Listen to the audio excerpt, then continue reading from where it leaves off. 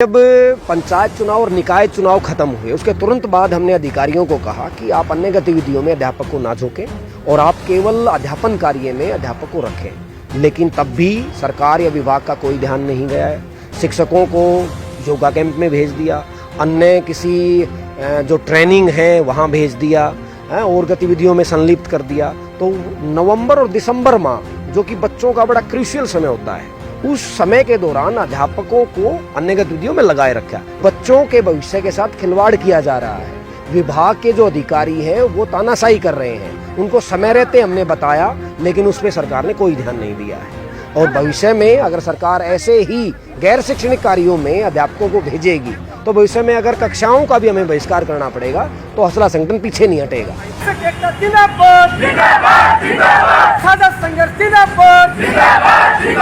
गैर शैक्षणिक कार्य बंद करो, गैर शैक्षणिक कार्य बंद करो।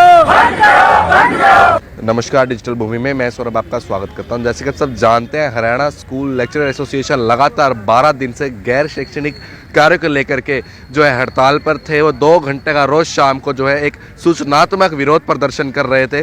तो आइए अभी इनसे जानते हैं कि इस 12 दिनों में क्या क्या रहा और क्या रणनीति आगे की। सबसे पहले तो डिजिटल भूमि देखने वाले दर्शकों को मेरा नमस्कार। जैसे कि आपसे पहले भी हमारी बात हुई थी, तब भी हमने आपको बताया था कि सरकार की तरफ से 30 तारीख को एक निर्णय आया जिसमें ये कहा गया कि शीतकालीन अवकाश के दौरान आपको बोर्ड की कक्षाएं लेनी है। अगर बात बोर्ड कक्षाओं तक विद्यार्थी हित में होती तो हमें कोई दिक्कत नहीं थी, लेकिन इसकी आड़ में आपको जैसे पहले हमने बताया कि सरकार और विभाग केवल गैर शैक्षणिक कार्य हमसे लेना चाहती है और उसी के विरोध को दर्शाने के लिए हमने निर्णय लिया था कि हम हरियाणा के 22 के 22 जिलों में विरोध स्वरूप प्रदर्शन करेंगे। और आज उसका 12वां दिन है और आज के दिन रोहतक जिले में डीसी के माध्यम से हमने मुख्यमंत्री जी को ज्ञापन दिया है कि ये जो गैर शैक्षणिक कार्य आप अध्यापकों से ले रहे हो, इनको जल्द से जल्द आप बंद करें, अन्यथा हमें भविष्य में कोई कड़ा कदम भी लेना पड़ेगा, क्योंकि बच्चों के भविष्य के साथ खिलवाड़ किया जा रहा है। विभाग के जो अधिकारी हैं वो तानाशाही कर रहे हैं। उनको समय रहते हमने बताया, लेकिन उस पर सरकार ने कोई ध्यान नहीं दिया है।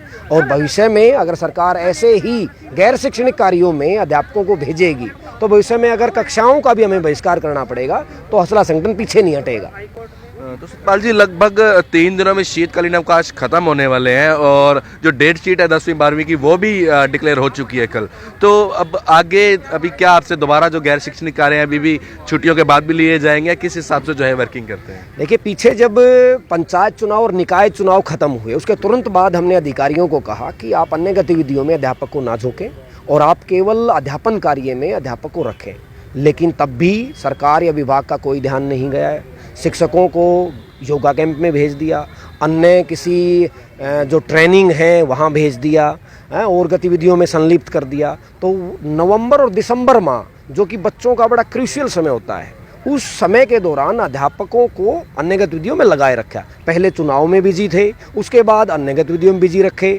अब बात थी कि बच्चा जो पढ़ाया उसका रिवीजन करे, लेकिन रिवीजन के दौरान सरकार ने कहा कि इनकी क्लासेज लगेगी। चलो, एक अध्यापक होने के नाते हम भी इस चीज़ को समझते हैं, हम भी खुद सजग होते हैं कि बच्चों के भविष्य का निर्माण हो, लेकिन इन कक्षाओं की आड़ में बच्चों को पढ़ाना दूर की बात है, वो पीपीपी का कार्य हमसे ले रहे थे, जिसके कारण हमने विरोध शुरू किया। और अब जब तकरीबन मैं कहूँगा कि 1 महीना हमारी बोर्ड की कक्षाओं की परीक्षाओं की ये कह लीजिए अभी रहता है, अब भी सरकार उन्हीं गैर शैक्षणिक कार्यों में लगाए हुए है, हमें तो नुकसान तो हो रहा है।